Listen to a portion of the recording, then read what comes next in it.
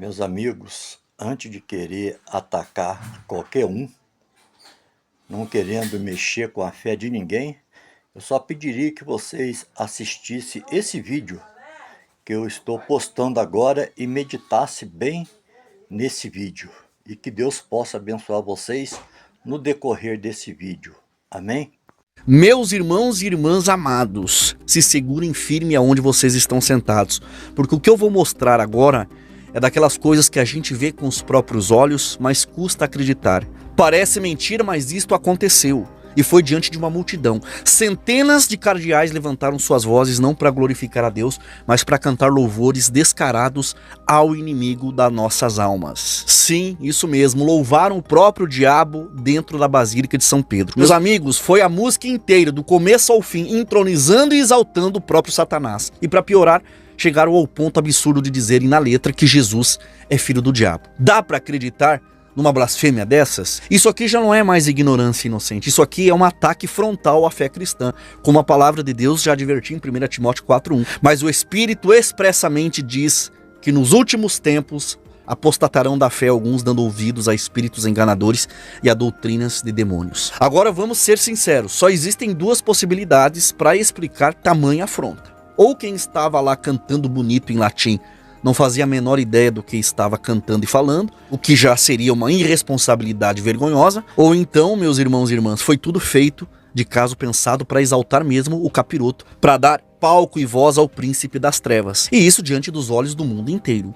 É a profecia se cumprindo diante de nós, como já está escrito em 2 Tessalonicenses 2:3. Ninguém de maneira alguma vos engane, a volta do Senhor Jesus não sucederá antes que venha a apostasia. Meus irmãos, que tempos tenebrosos nós estamos vivendo. E para quem ainda acha que isso é teoria da conspiração ou exagero, eu vou te dar só um aperitivo do que vem por aí nesse vídeo. Presta atenção no que esse irmão vai revelar sobre o auditório onde se encontra o trono papal. É de arrepiar. Um ambiente arquitetado como um verdadeiro covil da serpente, um santuário que está longe de refletir a glória de Deus. Ao contrário, ela está visivelmente celebrando o império das trevas. A simbologia ocultista é escancarada, meus irmãos. E quem tem olhos para ver, que veja. Porque Jesus já nos alertou em Mateus capítulo 24, versículo 4. Acautelai-vos que ninguém vos engane. Vamos assistir juntos com discernimento e analisar cada detalhe à luz da verdade que liberta. Segura firme aí, porque o que vem a seguir vai abrir os teus olhos para sempre. Está o invariável veneno da serpente. É uma realidade, está escrito. Aqui nós vemos a sala de audiência do Papa Paulo VI, que foi construída em homenagem a ele. Nós vemos, aqui está o olho da serpente, e a visão de quem entra no auditório é essa, tá? Quem já viu o panorama mais amplo, aqui estão as mandíbulas da serpente, a sua pele, olha só o olho, claro. E o Papa, quando vai falar para as multidões, está sentado aqui, ó, fica sentado aqui, como que se ele fosse a voz da serpente. Qual foi a serpente que falou lá no Éden? Que vocês vão subir uma esfera, vocês vão ser entendedores, com as suas encíclicas. E por fora, essa é a aparência, também por fora, não é coincidência, portanto, olha, não parece uma cabeça de uma cobra aqui, né? Nós temos aqui, quando ele fala da plataforma, a visão é essa, como se eles já estivessem devorados dentro da cobra e aqui dentro do corpo da cobra, né? E aqui indo lá para o seu estômago. E aqui nós temos atrás a estátua que foi feita supostamente mostrando Jesus. A explicação oficial é que está Jesus aqui subindo de uma explosão vulcânica, de uma bomba atômica, aliás. Mas se você olhar bem, olha só, esse Jesus vem de baixo ou vem de cima, a propósito? E essa imagem está bem diferente de todas as imagens que a própria Igreja Católica tem demonstrado sobre Jesus. Então realmente é muito sinistra essa estátua. E outra pessoa fez a observação que isso aqui parece quando a pessoa come alguma coisa, nas suas entranhas já está o alimento meio decomposto e tal. Isso aqui está dentro da mandíbula, dentro da boca da cobra, lembrem-se.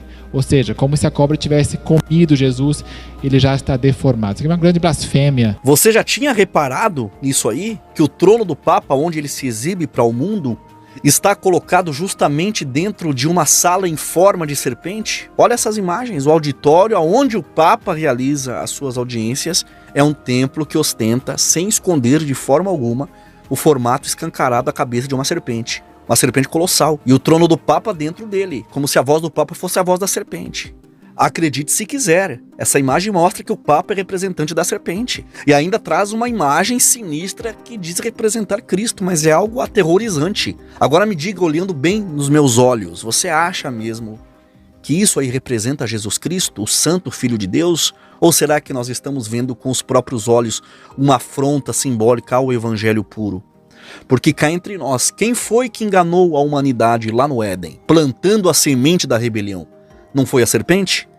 Não é ela que simboliza o próprio diabo, o pai da mentira, como está escrito em João 8,44? Agora pense, o trono do Papa saindo de dentro da boca de uma serpente, será que é a verdade que reina ali ou é a mentira escancarada diante do mundo inteiro? Agora segura essa, no meio de todo esse cenário sombrio, o funeral do Papa foi um verdadeiro festival de paganismo e satanismo, enfeitado de rituais e símbolos e encenações que nada, absolutamente nada tem a ver com a simplicidade do Evangelho de Cristo. Meu amigo, é um espetáculo que parecia mais um culto ao demônio do que uma homenagem a um servo do Deus Altíssimo. Quando a gente olha para uma religião dessas, onde tem um ambiente desses, que o símbolo máximo é uma serpente, só vem à mente o que está escrito em 2 Coríntios 11,14.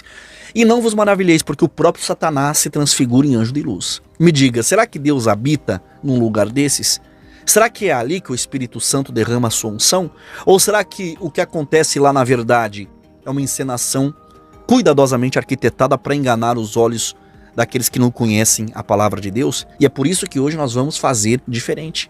Nós vamos analisar juntos, com os olhos espirituais e com a mente aberta, um vídeo impactante do meu amigo e pastor Giovanni Dias, do canal O Povo da Fé. Nós vamos assistir aqui lado a lado para abrir os olhos e enxergar o que poucos ousam revelar e mostrar. Porque, meus irmãos, se a gente continuar engolindo essas coisas como se fossem normais, nós vamos estar cumprindo o que está escrito em Oséias 4,6. O meu povo foi destruído por falta de conhecimento.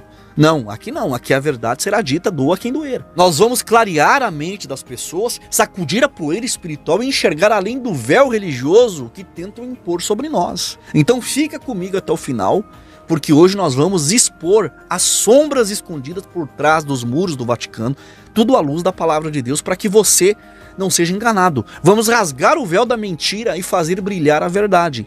E que Deus nos dê discernimento para enxergar o que muitos fingem não ver. Parado?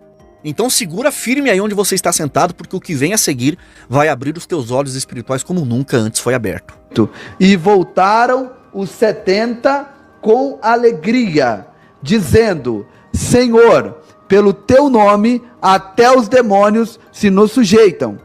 E disse-lhes, olha Jesus dizendo: eu via Satanás como raio cair do céu. Olha aí onde Satanás está caindo aí, ó, e entrando. Simbologicamente, gente, tá percebendo aí?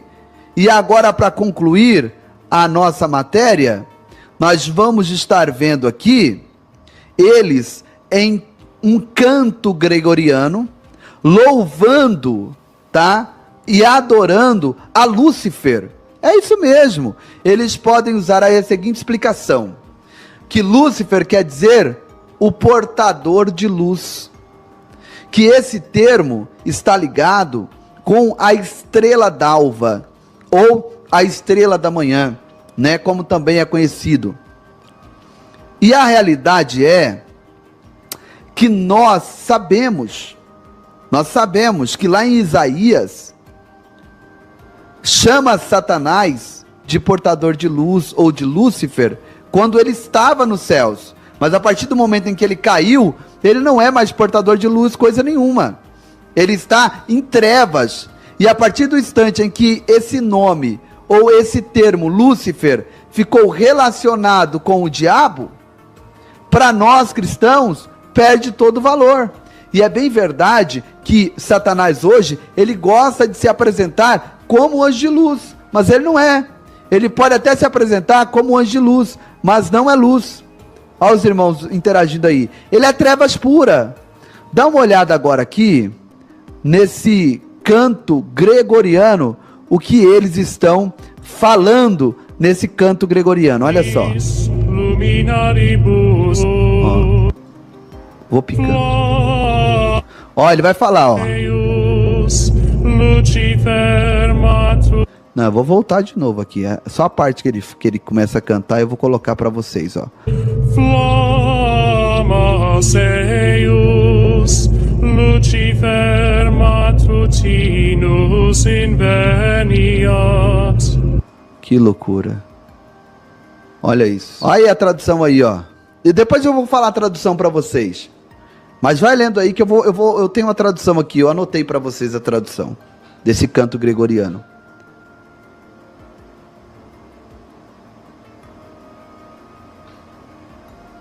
Vou voltar de novo. Dentro do Vaticano, dá uma olhada. Flammas eius, Lucifer matutinus inveniat. Preste bastante atenção, porque eu vou fazer a leitura aqui, a tradução desse canto gregoriano, para ficar bem explícito aqui para vocês, tá? Olha o que diz aqui a tradução desse cântico gregoriano. Algumas coisas eu sei que muitos de vocês entenderam, tá? Mas para ficar bem clara a mensagem que é louvada aqui: a sua chama amanhece. Digo-vos, ó Lúcifer, que não conhece o acaso. Cristo é o seu Filho, que veio de volta dos mortos e derramou a sua luz para a raça humana, e está vivo, e reina para sempre, e a sua chama ilumina o seu próprio Filho. Deixe-me dizer-lhe, ó Lúcifer, você é o crepúsculo. Cristo é o seu Filho, que retornou dos mortos, e brilhou a sua luz sobre a raça humana, e está vivo, e reina para sempre e sempre. Ou seja, Jesus é o filho de Lúcifer. Jesus é o filho de Satanás, eles estão dizendo aqui, nessa canção, né, nessa música. E sem contar também que em outra fala, o Bergoglio, agora o Papa atual, ele disse, né, que Jesus, ele seria co-mediador junto com Maria. Ele e Maria estaria ali no mesmo pé de igualdade como mediador entre o homem e Deus, ou Deus e os homens. Então agora, meus irmãos, você mesmo tire as suas conclusões com tudo o que você ouviu aqui, com tudo que você leu, né, com tudo que você pôde assistir aqui, e veja, né, que não é um relato de um pastor fanático, não. É simplesmente o que foi colocado em todas as mídias, né, e, né, com um material, um conteúdo que você pôde ouvir. Meus amados, o que nós estamos vendo aqui é simplesmente estarrecedor. O mundo inteiro tem comentado, mas poucos têm coragem de encarar a gravidade disso de frente. Presta atenção, o local onde colocar o corpo do Papa, ainda que por um momento, está repleto de simbologias ligadas diretamente à maçonaria. É só bater o olho e comparar. Meus irmãos, o que vocês veem aí é nitidamente a ligação oculta com o satanismo. Não é teoria mirabolante, não, é a própria arquitetura que grita essas conexões escondidas sem pudor e sem vergonha. E não para por aí, como eu comentei no começo do vídeo, a famosa sala Paulo VI, olha aí na tela, parece ter saído de um pesadelo. Ela imita descaradamente uma serpente, com olhos, presas e boca escancarada. Coincidência? Claro que não, é um retrato vivo do que Jesus advertiu em Mateus 7,15. Acautelai-vos dos falsos profetas, que vêm até vós vestidos como ovelhas, mas interiormente são lobos devoradores. A Bíblia já nos alerta em 2 Coríntios 11,14, o próprio Satanás se transfigura em anjo de luz. E é exatamente isso que estão fazendo, vestindo o mal com a capa da religião, anestesiando os incautos para que aceitem sem questionar. Usam a fé como isca e a religião como um disfarce, tentando dar aparência de santidade ao que na verdade é uma pura afronta contra o Deus Altíssimo. Misericórdia, meus irmãos. Nós estamos em tempo de abrir os olhos antes que seja tarde demais. Porque, meus queridos, os meus vídeos são sim para despertar vocês para algo urgente. Não aceite práticas religiosas apenas porque são tradição na tua igreja. Não, meu amigo. Se não tem fundamento sólido na palavra de Deus, é para ser questionado sim. Examine o que a tua liderança faz nos cultos, examine as tradições, os rituais, muita coisa aí que é por idolatria camuflada. São heranças de costumes que nasceram no paganismo e entraram sorrateiramente, principalmente através do catolicismo romano. E sabe o que é mais triste? Muitos têm medo de levantar essas questões, achando que questionar é pecado. Acham, né, que tudo está certo, só porque essas coisas sempre foram assim na Igreja Católica. Mas, meu irmão, a verdade vai batendo na porta quando o fôlego de vida acabar. E aí não tem mais desculpa. Cada um vai ter que prestar conta diante do trono do justo juiz, como está escrito em Romanos capítulo 14, verso 12. De maneira que cada um de nós dará conta de si mesmo a Deus. Então não se deixe seduzir pela falsa segurança religiosa, não entre no jogo do diabo, porque o papel do diabo continua sendo o mesmo: enganar, distorcer, mentir e cegar as almas. O diabo jamais voltará a ser portador da luz, porque já perdeu seu lugar diante do Altíssimo. Ele foi lançado para fora para sempre. Satanás segue firme na missão de enganar toda a humanidade, se disfarçando de luz, fingindo santidade, para conduzir os distraídos ao abismo e ao inferno. É como está escrito em João 8,44, ele foi homicida desde o princípio e não se firmou na verdade, porque nele não há verdade. Por isso, meus irmãos, abram os olhos, examinem as escrituras e fujam da aparência do mal, porque o tempo é curto e a eternidade é logo ali.